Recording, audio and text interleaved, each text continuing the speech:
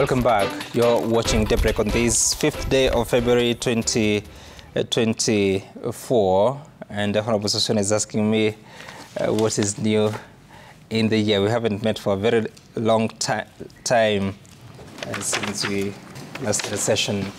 Honorable Wilson Sossion is a former nominated MP, but also the former Secretary General of NAT, Kenya National Union of Teachers. Good morning. Good morning, Sammy. I have Robert Mbui, the Member of Parliament for Kathiani, but also the Deputy Minority Leader at the National Assembly. Good morning. Good morning, Sam.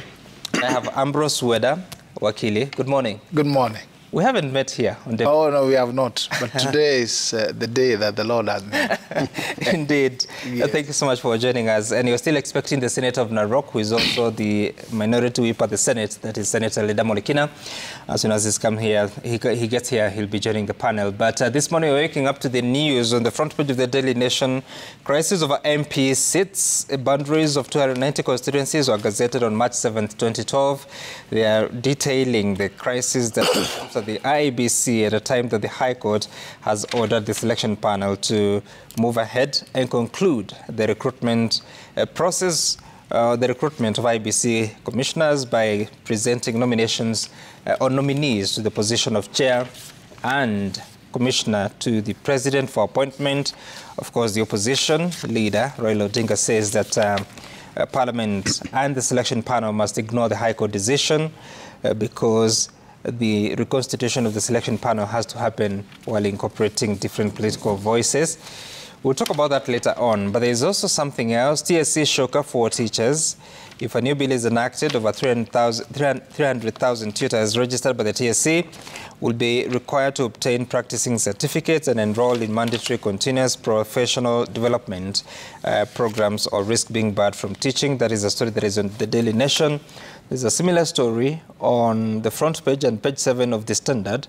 TSC seeks more power to rule over teachers by amending the TSC Act, and TSC escalates war with ministry in bid for more powers. Presidential Working Party called for a stripping of TSC of these responsibilities and creating a new body.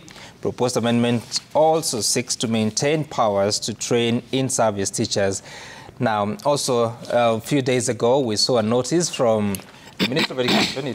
I think it was on Friday, that all national schools, they have to present their details, the banking details, to the ministry so that school fees will be paid through the e-Citizen. They're saying it is a program that is intended to ensure that there is mainstreaming of resources, to ensure that there is one route in which resources are paid to government agencies. And I want us to begin there. Honorable Sossion, tell me, there appears to be this desire to have everything on the e-Citizen, which is all good, but there are certain practical challenges that teachers may have to deal with. When I say teachers, I mean head teachers or the principals, as well as parents. What would be the wisdom behind having parents now required to pay school fees through the e-Citizen platform? I think the reasons for shifting the e-Citizen has not been explained to the public and to the parents. And e-Citizen is a general policy that government has adopted in its accounting systems, that all payments be done through the e-Citizen. And one, to eliminate all forms of corruption and avoid transactions using cash payments. I remember KWS, there were issues about shifting to e-Citizen, but eventually it's working nice, it's working well, and the revenue collection has gone up. Our public institutions are also critical, and the big interest of the public must also be protected, of families, of households. And so therefore, shifting to payment to e-Citizen is a mandatory requirement, and it's a general government policy, and it has been implemented beginning with national schools. And this should not be difficult. Parents can do their transactions via M-Pesa from wherever in the country and pay school fees. And it's a very simple process, very convenient. You will be able to log in the name of the student and the admission number against the fees payment, and that sorts out everything. And the other bit, we've seen there have been a lot of indirect charges in schools. that are not within the fee structures. And therefore, payment through eCitizen will eliminate all other additional indirect charges that have been introduced illegally and which is becoming a barrier to the general access of education. So fundamentally, this is going to instill transparency. It's going to protect parents. It's going to protect students and ensure that school transactions are done above board. And it's going to be more convenient to parents than payment through cash or payment through other avenues. This does not stop school management in terms of considering maybe other avenues of parents paying fees in kind by supplying goods and others.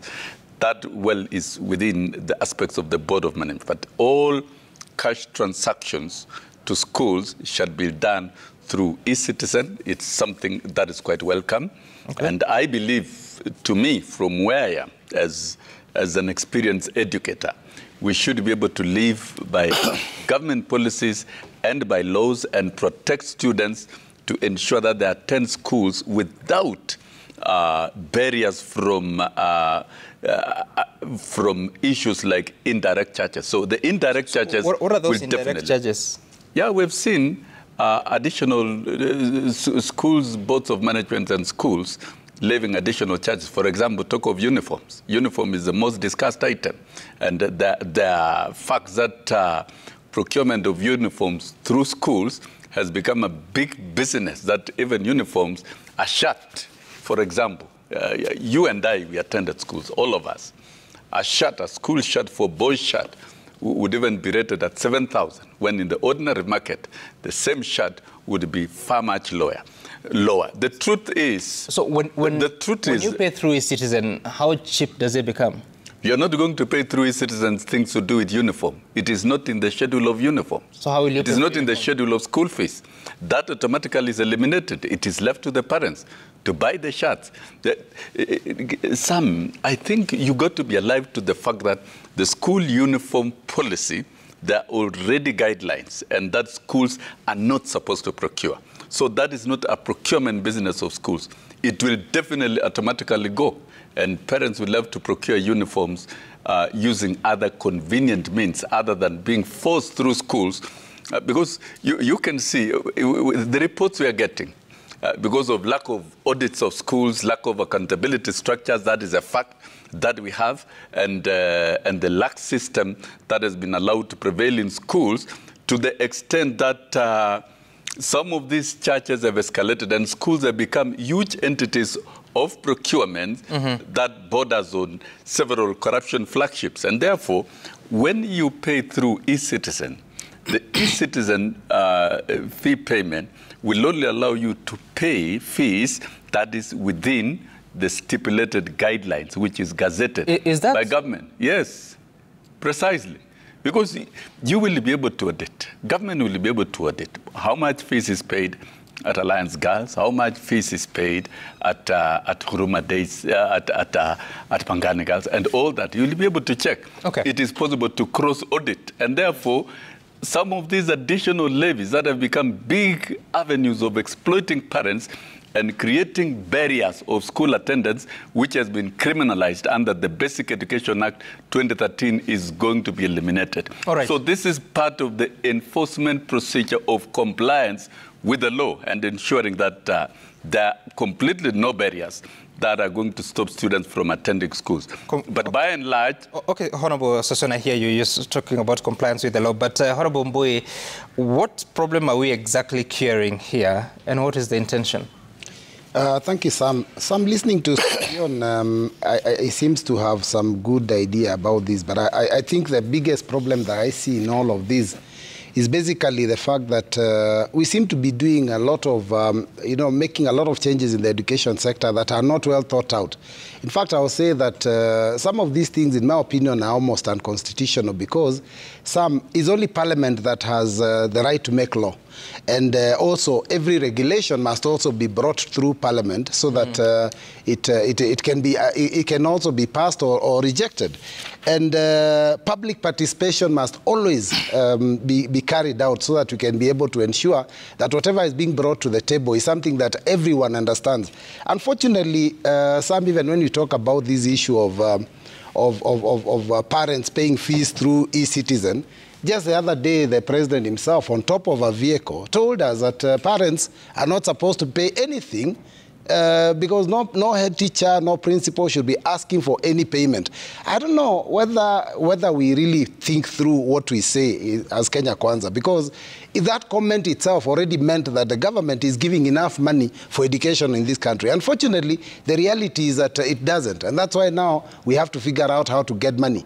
I see serious challenges with this whole arrangement because first and foremost, Sam, you're aware that there are a lot of parents that pay their fees through barter trade, as Honorable Sosioni has said. I mean, there's people who may even work in the school, provide services instead of making an actual payment. There are people who supply something like food or such things.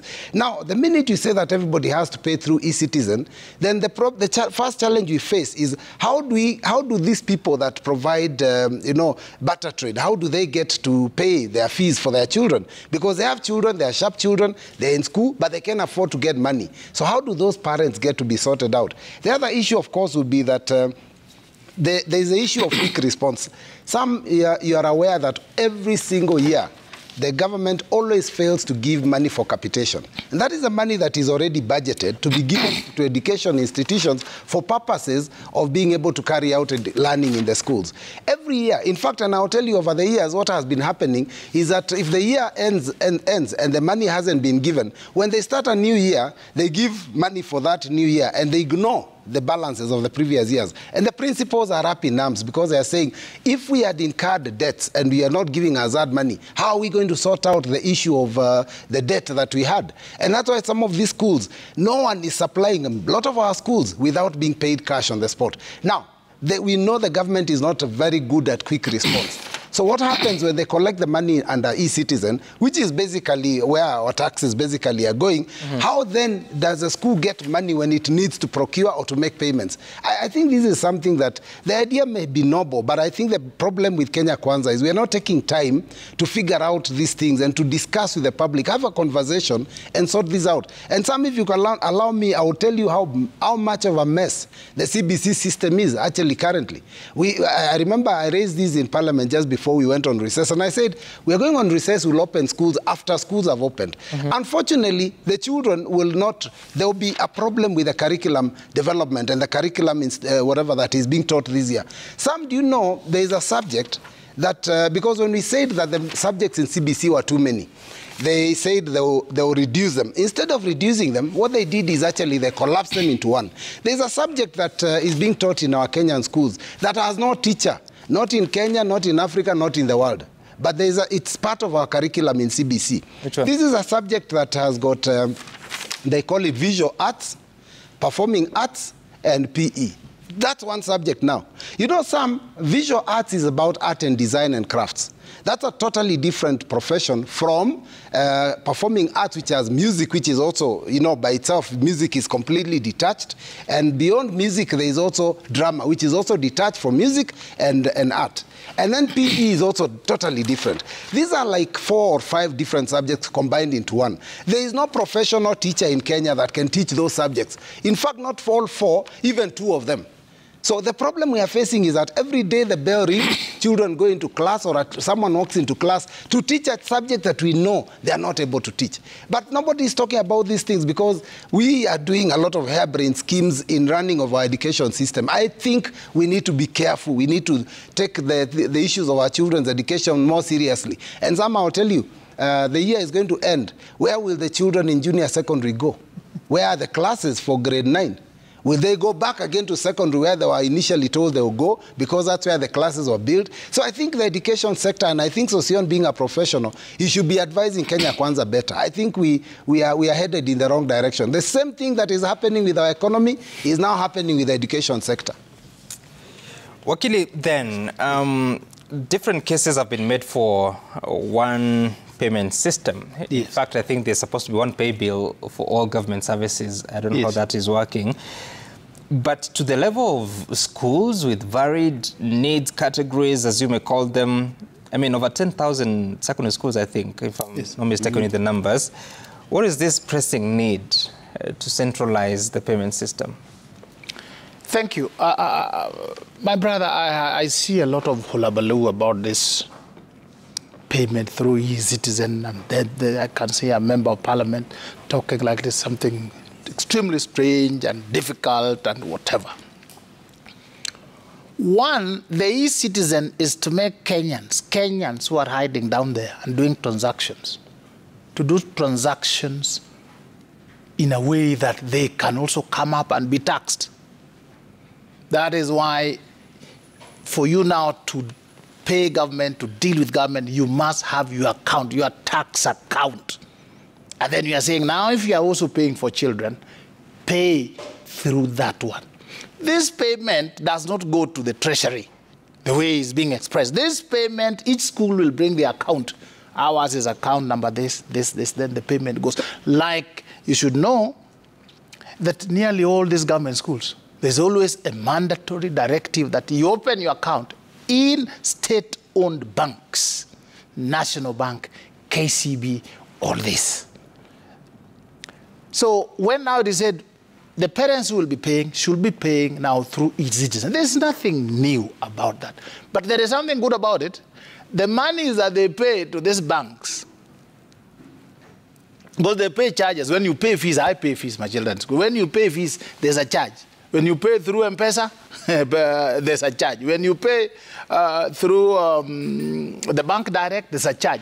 These charges, when you pay through e-citizen, it will be slightly less, and it will be revenue to government. It will not be money that has been collected in treasury. What do you mean you'll be charged less? You see, when you go to the bank and you pay through the bank, you'll find some banks you pay almost 200, 250, 180. If you look at the e-citizen, the charge, the extra charge for the service is normally very minimal. But if it is added together in terms of... But I thought if you had to deposit, I could be wrong, but if yes, you're depositing cash in a bank account for a school, it's free, isn't it? No. Which bank will do that? The bank charges. The bank charges, they're heavier even. In fact, now, Safaricom, M-Pesa, my brother, there's nothing free. Even burial is not free. So this hullabaloo you're hearing, those some parents, as a parent, I can tell you that very few parents are paying through the barter system they're talking about. Oh, this one. So how will it work? So you have a parent in a certain village, the child is in a national school, and they need to go and pay some 20,000 shillings. How does it work? The parents, Parent in a village, yes, in some place, and they need to go and pay school fees for a child who is in a national school. Please get it this way. There is no national school, or even these schools, that accept cash. That's what I'm asking. So even now, the way you would go to KCB to pay At the bank. is the same way they will tell you go to e-citizen account. And all of us Kenyans, adults, all of us, yes. This is the question. Yes. So you have a parent, because they know how they pay school fees through the banks and... I also pay, I'm one of them, yes. Yes. Yes. But you have a parent, yes, they need to pay now through the e-citizen system. Walk us through the process. One, the e-citizen account is opened by having your KRA PIN, which every Kenyan 18-year-old and above seeking any services and being in Kenya is supposed to have. You are supposed to have your KRA PIN. Once you have that PIN, that is like your account. You open it. It is from there that you apply for your ID, you apply for your university education, you pay for things. So when you're also going to pay for fees, you will go into your account, you will find a portal for fees, you open it, you give the name of the child, and you pay the money, and it goes to the school. It is that simple, just the way we pay for driving licenses. Let's not convolute it, make it political, let it look at Kenya Kwanza. It is something that is... Sorry. Yes. I'll answer you again. You have a KRA PIN? Yes, KRA PIN. Once you have the KRA PIN, that is the e-citizen account, yours. Now, when you go in there, there are a host of services. Do you want to renew your driving license? There's a portal there. Do you want to pay for certain lands office? There's a portal there. Now they are going to introduce the fees, the school fees account. Do you want to pay Alliance High School, Maseno School? Yes. Number, name of child, whatever you pay. It's the same thing. But we are now making it look like, wow, no. I mean, national school. Wakili, yes. It is a question. Stop yes. complaining about the question. Yes. Senator Ledamo Olekina, good morning. Thank you for joining us. We are talking about the directive by the Ministry of Education because they released a circular sometime last week. This is the Principal Secretary for Basic Education, Dr. Belio Kipsang, and he says that, let me just read it, the Directorate for eCitizen, in partnership with ICT Authority, the Ministry of Information, Communication and Digital Economy, and the National Treasury have been coordinating the onboarding of all government services onto the eCitizen platform to enhance service delivery. And as part of compliance with the requirements, it is directed that parents, guardians make fee payments for their learners in new institutions through this platform. And of course, they're asking for details, that is the account name, bank, the account number, the bank code and branch code to be submitted to the ministry by the 6th of February, which is tomorrow. And you're discussing the process and the essence of doing this. What are your thoughts? Let me begin by saying that, you know, the beauty of the digital world is that it keeps a very good memory. Back in 2017, I'm a November baby, so I remember back in November 2017, Treasury disowned the eCitizen platform, payment platform. Then, I think, Thugi was a governor, was the governor of Central Bank or something like that. He disowned. He's now currently the governor of Central Bank. By then, he was a PS, yes. Treasury. He disowned the eCitizen platform. There is mystery behind the 50 shillings, the company that collects the 50 shillings. Back then, there was a company called Godlock that sued Safaricom, sued Treasury because of being denied to be able to collect 50 shillings. It is very, very interesting that no one is talking about the fee, the extra fee that is going to be charged to be able to collect a government, to be able to go to collect government revenue. I know this as a legislator, that KRA is a primary agency authorized by law to collect revenue on behalf of the Kenya government. Now, this 50 shillings is a lot of money. It's billions of shillings on a daily basis. My colleague, who is the minority leader, Senator Stuart Madzayo, has moved to court because recently he went to the Fort Jesus to be able to take his kids to go and and look around for the history of this country. And then he was asked to pay 50 shillings on top of the 100 shillings. So we had 2 kids that he was taking. He ended up paying 300 shillings. The truth of the matter is that if we were to do a special purpose audit on where these 50 shillings go, you will find that there are some individuals who are colluding with government officials to be able to collect these 50 shillings, because these 50 shillings are billions. So when we open Parliament on the 12th of February, the first thing we're going to do is to check the following. One, are these services, authorized by Parliament? Number 2, we're going to demand for an audit of the 50 shillings collected. Who does it settle to? Who collects that convenient fee? It was very interesting that my good friend Njuguna Ndongo gazetted, government fees to be charged, but the 50 shillings on e-platform was not there. So it's a mystery. So there are individuals who are benefiting in this country.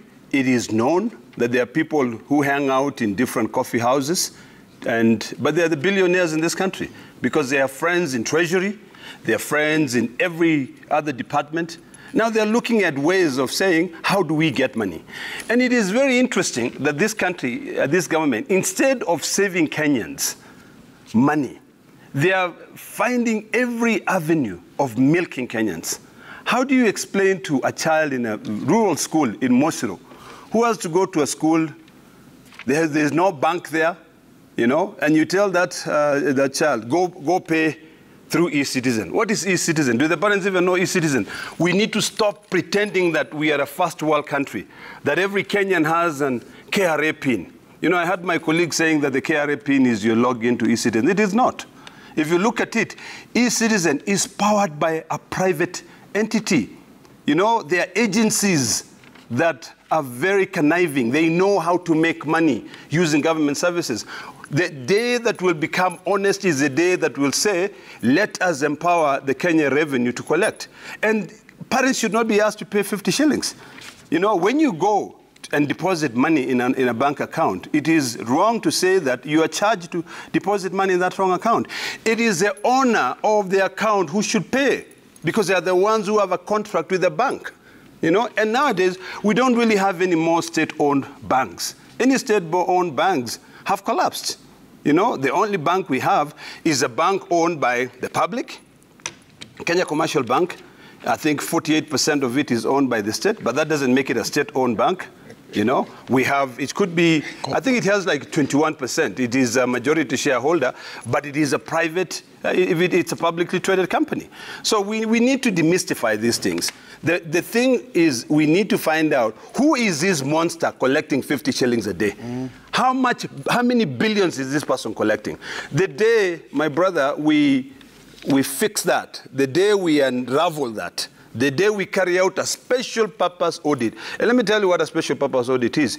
You plug out the e-citizen, you look at it and you say, after Ledamo Lekena has paid, that money becomes electronic money. I know it was an initiative of the ICT ministry, but there are crooks in that ministry who wanted to be able to get to benefit. So they connive with people who are outside, and then when that money finally settles, because it's like a pay bill, as an example.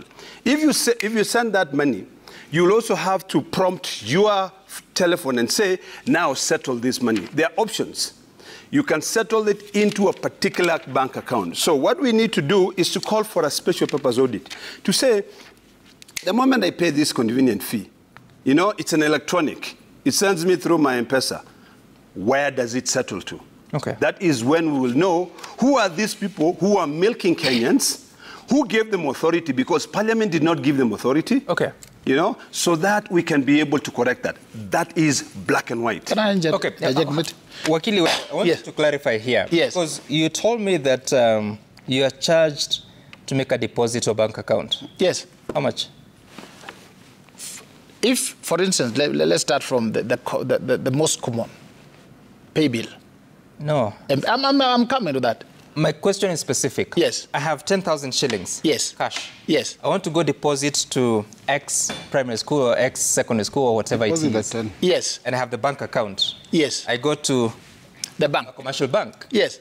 And I want to deposit at the counter. Over the counter? Yes. So how much will be? There are some banks that charge 200 shillings. There are some banks that charge 110. There are some banks that charge. It varies. To deposit money? To deposit. The cheapest the cheapest now is Safaricom, M-Pesa, Paybill. And it's about, if you deposit about 10,000, you will pay about 30, 40 shillings, 20 shillings, like that. Check, even now when you are sending. I'm not talking about mobile money. I'm talking about cash. Yes, in fact, cash, they charge more. I have sold a goat and deposit money in account. Depositing money in cash, walking into the bank now is more expensive. How much is it? It varies from bank to bank, but it is more expensive. It is, some are 100, 200, 300. In fact, it's like they're discouraging you from going to the bank to deposit money. How much is it, Honorable Session? Now, you see, if you have to give the exact figure, yes, I don't think we're able to do it in No, it's possible to estimate. If I want I don't know the percentage. 10,000 shillings. I don't know the percentage. If you have to deposit 10,000, deposit 20, because you can pay different rates of fees payment, and we always pay. There is a transaction fee. Which I don't have the exact figures. Cash. Yes, to deposit cash. Let me give you an example. That is a fact. That is a fact. Let's cut to the chase. I mean, these lies are getting beyond control. Much. And these are not lies. You do not. Let me give you a living example. You do not. Please allow me to give you this. Let me tell you, you do not pay an extra cent when you pay fees. If you take 10,000 to the account, you will get a slip of 10,000 shillings you take to the school. There is not an extra cent that is paid by the depositor. So parents don't pay a single cent. I mean, we are parents. Honestly, why are we lying to each other here? We don't pay an extra charge unless it's on. Yes. Sorry, Wakili. Yes. I don't know where you're getting your information from, but I pay fees. But I'm talking about depositing cash into a bank account. It should be free. Any deposit, even on mobile money, depositing is free. It is the transfer that is charged. Please. Just hold on. Yes. Now, because you said that it is charged, I think it is not charged. You have now to require parents. No, let me give you a fixed. There's an amount. Yeah. If you deposit over 1 million shillings, yes, there's a cash handling fee for the 1 million shillings. If you deposit like a huge cash transaction, there's a fee. But if you go in and you deposit 10,000 shillings, you deposit 100,000 shillings, into account, it is not my responsibility to pay. It is the owner of the account. I've just gone to my bank statement. I've seen people who have sold cows to depositing money to me, and they have not been charged. It is me who is the owner of the account who is going to be charged. Let me give you an example. Allow me to give this example. Honorable, you give the example as you respond, Wakili. The essence of this question is because you now introduce a layer of take the 10,000 shillings, put it in mobile money, whatever platform that you prefer. Yes. Then after that, you go to eCitizen. You'll do the transfer charges. Yes. So you'll be charged for the mobile money transfer, but also the convenience fees. Yes. Don't you think you're making government services more expensive than they are at the moment? Because a parent just wants to pay fees. I think we are using this to make it look like it's very expensive. I wanted to give you this example. I live where we have the privilege of using the Nairobi Expressway. I like that. When you want to pay them 5,000 shillings, the money goes to one of the banks. And they tell you, M-Pesa, yes, 5,000. Then they tell you, do you agree to pay 5,036 shillings? Because that is electronic, it's not cash. But even eCitizen is electronic. When you go to the bank to pay, there is handling fees. You pay, they ask you. Wakili, I think you're missing the point. You're talking about cash versus what is in electronic. Totally. But even electronic, it has, I don't know, you people. You have to have money.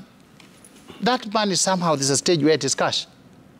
I have cash, then I put it even in M-Pesa, I put it in the bank. When you go to the bank, even to the school, they tell you if you pay cash, if you deposit cash, the schools themselves will tell you if you pay 10,000, you add another 200. They tell you it is there. They tell you. Okay. We're taking a short break here on Daybreak. When we come back, we will discuss the crisis at the IEBC with a High Court order to the selection panel to ensure that the recruitment is concluded with immediate effect. We're back in a moment.